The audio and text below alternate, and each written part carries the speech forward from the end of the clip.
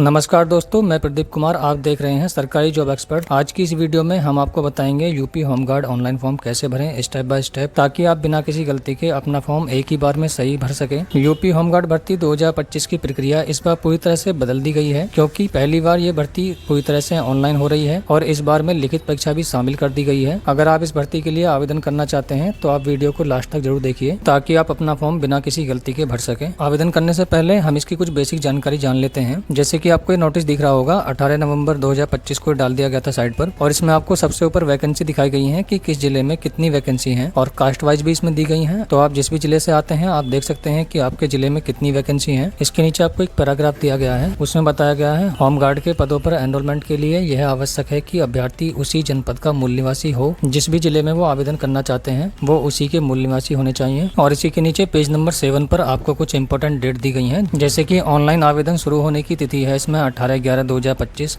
और इसकी अंतिम तिथि है 17/12/2025। आवेदन का शुल्क जमा करने की तिथि है 18/11/2025 और इसकी अंतिम तिथि है 17/12/2025, यानी कि आप 17/12 तक ही आवेदन कर सकते हैं और फीस भी जमा आपको उसी दिन करनी होगी। जमा किए गए शुल्क के समायोजन की तिथि 18/11/2025 से लेकर 20/12/2025 तक है। अभ्यर्थी को आवेदन करने से पहले इसका वन टाइम रजिस्ट्रेशन करना जरूरी है। इसके बाद में जानते हैं इसकी शैक्षिक योग्यता। भारत में विधि द्वारा स्थापित किसी बोर्ड से 10वीं पास या उसके समकक्ष होनी चाहिए। तो इसके बाद में आती है आयु सीमा। आयु सीमा 1/7/2025 को कम से कम 18 वर्ष एवं अधिक से अधिक 30 वर्ष होनी चाहिए, अर्थात अभ्यर्थी का जन्म 1/7/1995 से पूर्व तथा 1/7/2007 के बाद का नहीं होना चाहिए। और इसी के साथ में आरक्षित कैटेगरी के लिए आयु में छूट रहेगी। इस बार इसमें लिखित परीक्षा रहेगी। ऐसे अभ्यर्थी जिनके आवेदन सही पाए जाएंगे उनको लिखित परीक्षा के लिए शामिल किया जाएगा। परीक्षा में विषय रहेगा सामान्य ज्ञान।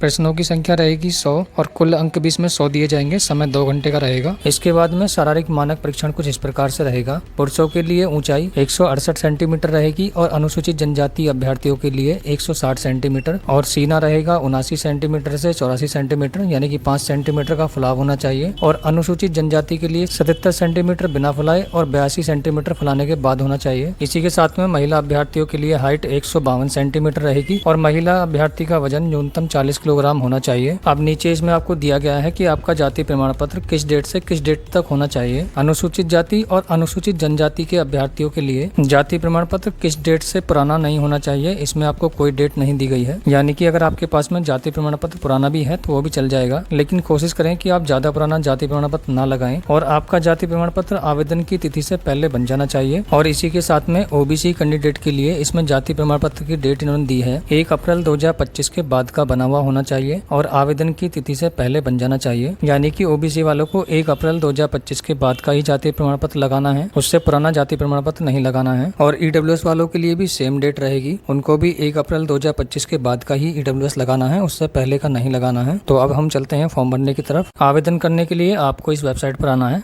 इसका लिंक आपको वीडियो के डिस्क्रिप्शन में मिल जाएगा। तो आपको कुछ इस तरह का इंटरफेस दिखाई देगा साइट का, लेकिन आवेदन करने से पहले आपका वन टाइम रजिस्ट्रेशन कंप्लीट होना चाहिए। अगर आपने अभी तक अपना वन टाइम रजिस्ट्रेशन कंप्लीट नहीं किया है तो हमने उस पर एक ऑलरेडी वीडियो बना रखी है, लिंक आपको वीडियो के डिस्क्रिप्शन में मिल जाएगा। तो आप पहले अपना OTR कंप्लीट कर लीजिए। OTR को कंप्लीट करने के बाद ही आप आवेदन कर पाएंगे। तो हमारा OTR पहले से कंप्लीट है, तो हमको लॉगिन करना है अप्लाई करने के लिए। लॉगिन करने के लिए आपको 3 ऑप्शंस मिलेंगे इसमें। पहला ऑप्शन आपको मिलेगा लॉगिन करने के लिए लॉगिन विद अकाउंट, यानी कि आप अपने मोबाइल नंबर, मेल आईडी से और पासवर्ड डाल के लॉगिन कर सकते हैं। और दूसरा ऑप्शन आपको मिलेगा लॉगिन विद आधार आईडी, आप इसमें अपना मोबाइल नंबर और OTP के जरिए लॉगिन कर सकते हैं। और तीसरा ऑप्शन आपको दिया गया है लॉगिन विद डिजी लॉकर, तो आप डिजी लॉकर से भी लॉगिन कर सकते हैं। तो आपके पास में जो भी चीज़ें उपलब्ध हैं आप उससे लॉगिन कर लीजिए। जैसे आप लॉगिन विद अकाउंट पर क्लिक करेंगे तो यहाँ आपसे लॉगिन करने के लिए आपका मोबाइल नंबर, मेल आईडी मांगी जाएगी और नेक्स्ट कॉलम में आपसे पासवर्ड मांगा जाएगा। और यदि आप अपना पासवर्ड भूल गए हैं तो आप अपना पासवर्ड फॉरगेट भी कर सकते हैं, या आप दूसरा ऑप्शन चुन सकते हैं लॉगिन विद आधार का ऑप्शन चुन सकते हैं, जिससे कि आप OTP के जरिए अपने फॉर्म को लॉगिन कर सकते हैं। तो मैं लॉगिन विद आधार से लॉगिन करूँगा। इसमें अपना मोबाइल नंबर डालेंगे रजिस्टर्ड, और इसके बाद में आपको नीचे चेक बॉक्स दिया है, इसको टिक करके जनरेट OTP पे क्लिक करेंगे। एक OTP सेंड किया जाएगा आपके रजिस्टर्ड नंबर पर।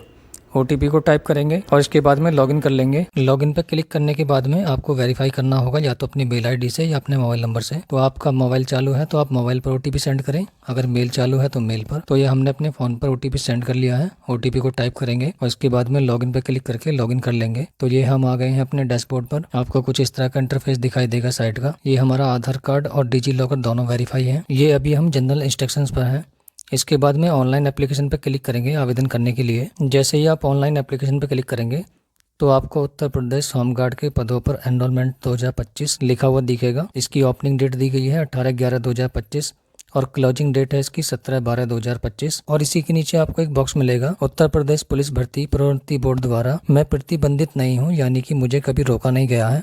आप इस चेकबॉक्स को टिक करेंगे और अप्लाई पे क्लिक करेंगे। नेक्स्ट इंटरफेस आपको कुछ इस तरह से दिखाई देगा। तो ये हमारा पर्सनल डिटेल्स वाला सेक्शन है। तो इसमें हमारी पर्सनल डिटेल्स कुछ पहले से ही फिल रहेंगी जो कि OTR से ले ली जाती हैं, जैसे कि नाम, gender, date of birth, citizen, mobile number, email ID और फादर नेम। ये सब चीजें हमारी ऑलरेडी फिल है। नेक्स्ट इसमें हमको मदर नेम देना है। तो मदर नेम हम लिखेंगे हाई स्कूल की मार्कशीट के अकॉर्डिंग। और मदर नेम के बाद में आता है मैरिटल स्टेटस। तो आप इसमें अपना मैरिटल स्टेटस बताएंगे कि आप मैरिड हैं, अनमैरिड हैं, जो भी हैं आप इसको सेलेक्ट करेंगे। इसके बाद में आपसे पूछा गया है कि आप उत्तर प्रदेश के मूल निवासी हैं। तो हम UP से फॉर्म भर रहे हैं तो इसको यस करेंगे। अब इसमें कुछ और ऑप्शंस आपके सामने ओपन हो जाएंगे, जैसे कि मूल निवास डोमिसाइल प्रमाण पत्र जारी करने वाले जिले का नाम। तो आपका मूल निवास जिस भी जिले से जारी हुआ है आप उस जिले को सिलेक्ट करेंगे। नेक्स्ट आपको बताना है कि आपका मूल निवास किस प्राधिकारी द्वारा जारी किया गया है, जैसे कि ADM, city magistrate, DM, SDM, तहसीलदार। तो आपका मूल निवास जिसके द्वारा जारी किया जाता है आप उसको सिलेक्ट करेंगे, जैसे मैंने SDM को किया है। इसके बाद में मूल निवास को जारी होने की दिनांक लिखेंगे आप कि आपका मूल निवास किस डेट को जारी किया गया है। अब इसके बाद में आता है आपके मूल निवास का आवेदन नंबर, यानी कि आपके मूल निवास पर 2 नंबर होते हैं, एक आवेदन संख्या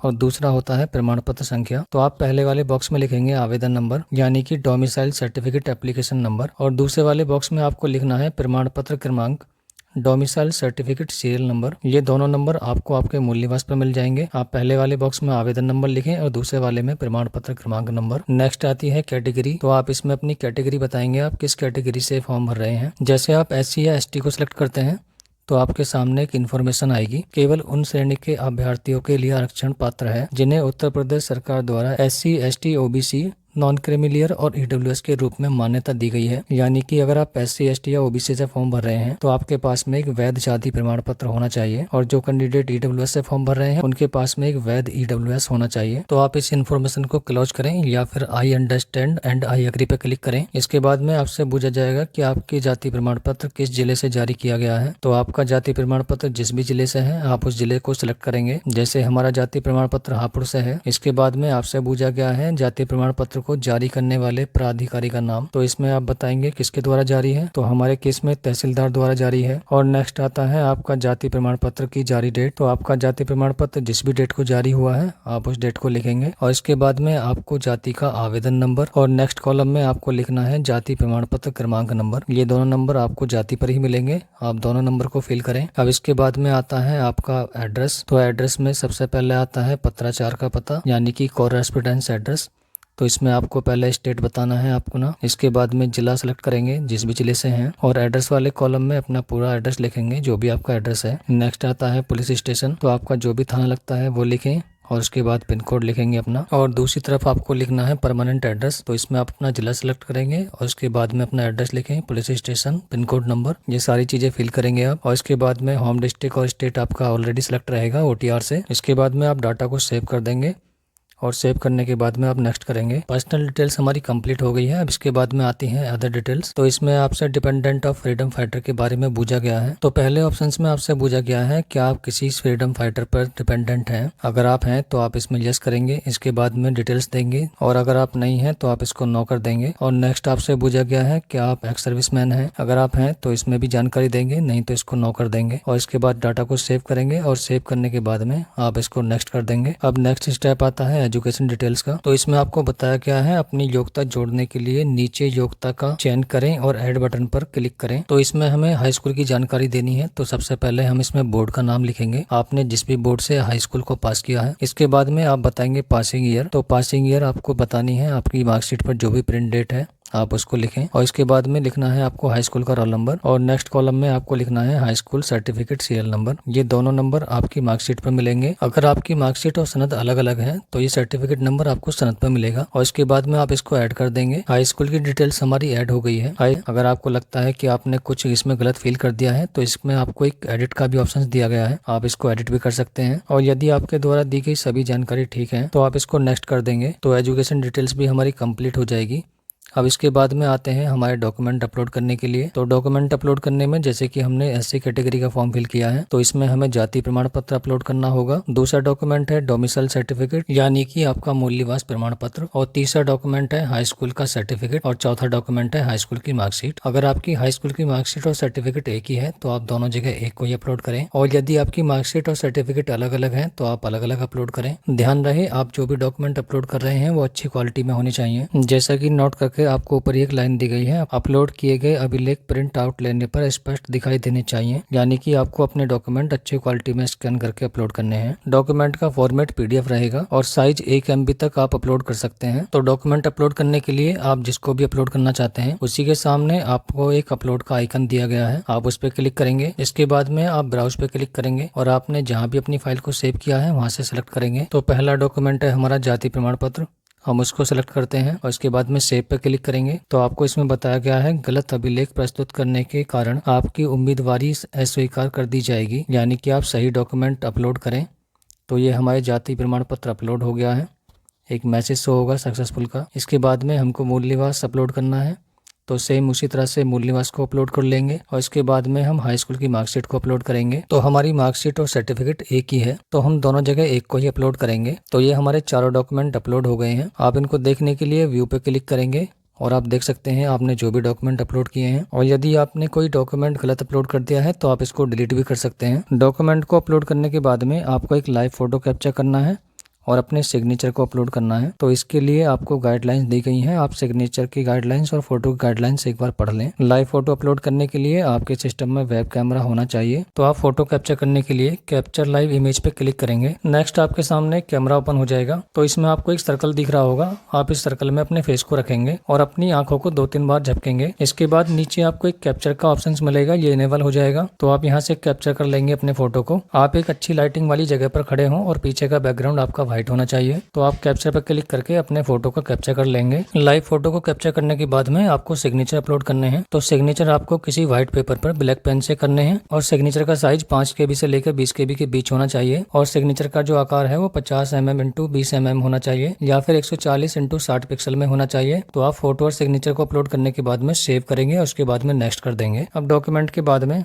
आपसे पूछा जाएगा कि आपके पास में NCC सर्टिफिकेट है। अगर आपके पास में है तो आप इसको यस करेंगे, उसकी जानकारी देंगे, नहीं तो आप इसको नो कर देंगे। और इसके बाद में आपसे पूछा गया है क्या आपने भारत सरकार स्काउट एंड गाइड प्रमाण पत्र प्राप्त किया है। अगर आपने प्राप्त किया है तो आप इसको भी यस करेंगे, अगर नहीं किया है तो आप इसको भी नो कर देंगे। तो हमारे केस में नो है। नेक्स्ट आपसे पूछा गया है क्या आपने UPSDMA द्वारा कराई गई आपदा मित्र ट्रेनिंग का सर्टिफिकेट प्राप्त किया है। अगर आपने आपदा ट्रेनिंग का सर्टिफिकेट प्राप्त किया है तो आप इसको यस करेंगे, नहीं तो आप इसको भी नो कर देंगे। और नेक्स्ट आपसे पूछा गया है कि आपके पास में 4 पहिए का एक वैध ड्राइविंग लाइसेंस है। अगर आपके पास में 4 व्हीलर का एक ड्राइविंग लाइसेंस है तो आप इसको यस करेंगे और यहाँ पे आपको अपना लाइसेंस अपलोड करना होगा PDF फॉर्मेट में, और नहीं है तो आप इसको नो कर देंगे। और नीचे आपको डिक्लेरेशन दी गई है, आप इन सभी चेकबॉक्स को टिक करेंगे और इसके नीचे के चेकबॉक्स भी आप टिक करेंगे जितने भी आपको चेकबॉक्स दिए गए हैं। और इसके बाद में प्लेस का नाम लिखेंगे आप जहाँ से भी फॉर्म भर रहे हैं और इसके बाद में प्रीव्यू एप्लीकेशन पर क्लिक करेंगे। आपका फॉर्म प्रीव्यू हो जाएगा। आप इसको एक बार ध्यानपूर्वक चेक कर लें। आपने जो भी एंट्री फिल की है आप सभी को एक बार चेक करें और नीचे स्क्रॉल करें और नीचे आपको एक चेकबॉक्स दिया गया है, आप इसको टिक करें और उसके बाद में फॉर्म को सबमिट कर देंगे। अगर आपको कुछ एडिट करना है तो आप एडिट पे क्लिक करके एडिट कर सकते हैं, नहीं तो आप इसको सबमिट कर देंगे। तो इसमें आपसे बताया गया है आप पेमेंट करने से पहले अपने फॉर्म में संशोधन कर सकते हैं। पेमेंट करने के बाद आप इसमें कोई भी संशोधन नहीं कर सकते। तो आप इसको सबमिट करेंगे तो नेक्स्ट आ जाएंगे आप पेमेंट डिटेल्स पर। तो यहाँ आपको पेमेंट डिटेल्स शो हो जाएंगी। इसके बाद में पे पे क्लिक करेंगे, आपको फिर से एक डिक्लेरेशन शो होगी, इसको टिक करेंगे और प्रोसीड कर देंगे। अब आपको पेमेंट करने के लिए debit card, net banking, UPI का ऑप्शन मिलेगा। हम UPI से पेमेंट कर लेते हैं। तो हमने QR को जनरेट करेंगे और ये QR आपके सामने जनरेट हो जाएगा। आप इसको स्कैन करके आसानी से पेमेंट कर लेंगे। जैसे ही आपका पेमेंट कंप्लीट होगा तो आपके सामने एक फीस स्लिप जनरेट हो जाएगी। आप इस पेमेंट रिसिप्ट का प्रिंट ले लेंगे। आपको नीचे एक ऑप्शन मिलेगा प्रिंट का, तो आप प्रिंट पे क्लिक करके इसका प्रिंट आउट ले लेंगे। और इसके बाद में फॉर्म का प्रिंट आउट लेने के लिए आप बैक पे क्लिक करेंगे। बैक पे क्लिक करते ही आप माई एप्लीकेशन वाले सेक्शन में आ जाएंगे। तो यहाँ आपको व्यू एप्लीकेशन के नीचे आपको एक ऑप्शन मिलेगा, इस पे क्लिक करेंगे आप, तो आपके सामने आपका फॉर्म ओपन हो जाएगा। आप प्रिंट पे क्लिक करके इसका प्रिंट आउट ले लेंगे। तो इस तरह से आपका फॉर्म कंप्लीट हो जाएगा। उम्मीद है आपको सभी स्टेप समझ में आ गए होंगे। अगर आपका फिर भी कोई डाउट है तो आप हमसे कमेंट बॉक्स में पूछ सकते हैं। अगर आपको वीडियो पसंद आई हो तो इसे लाइक और शेयर भी करें। चैनल को सब्सक्राइब करना ना भूलें। हम इसी तरह की वीडियो लेकर आते रहते हैं इस चैनल पर। तो मिलते हैं नेक्स्ट वीडियो में, तब तक के लिए जय हिंद।